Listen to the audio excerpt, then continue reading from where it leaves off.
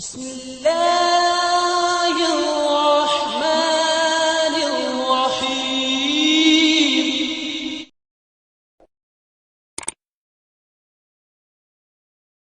نہیں مطلب یہ اصل میں ہے کہ مال بیچنے کا مسئلہ تو یہ ہے کہ آپ کو اگر معلوم ہے کہ اس میں عیب ہے پھر تو آپ نہیں چھپا سکتے اس، اور بالکل مطلق ہے کہ بھئی آپ دیکھ لیں جو کچھ ہے وہ سب آپ کے سامنے رکھا ہوا، لیکن اگر مال میں عیب آپ جانتے ہیں اس کو عیب دار مال کے عوض میں بیچا جائے۔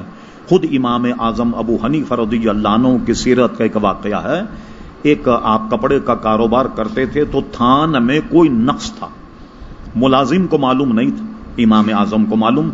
وہ جب گئے تو ان کے ملازم نے اس کپڑے کو اسی دام میں بیچ دیا جو اچھا کپڑا ہوتا۔ امام اعظم نے پوچھا کہ یہ تھان کا کیا ہوا؟ کہا صاحب میں نے تو بیچ دیا۔ کہا کس دام میں بیچا؟ جو عام کپڑوں کے دام اسی دام میں بیچ دیا۔ یہ بھی ہو سکتا تھا کہ امام اعظم کہیں کتنے کا بیچا؟ 100 روپے کا، تو 100 روپے اپنی مال سے صدقہ کر دیں، کیونکہ اب اس کو تو ڈھونڈنا ممکن نہیں جو سامان لے کے چلا جائے۔ مسئلہ تو یہ ہے کہ اسے ڈھونڈ کر لائیں اور اس کو پیسے دیں جو کچھ آپ نے اس سے اضافی لی۔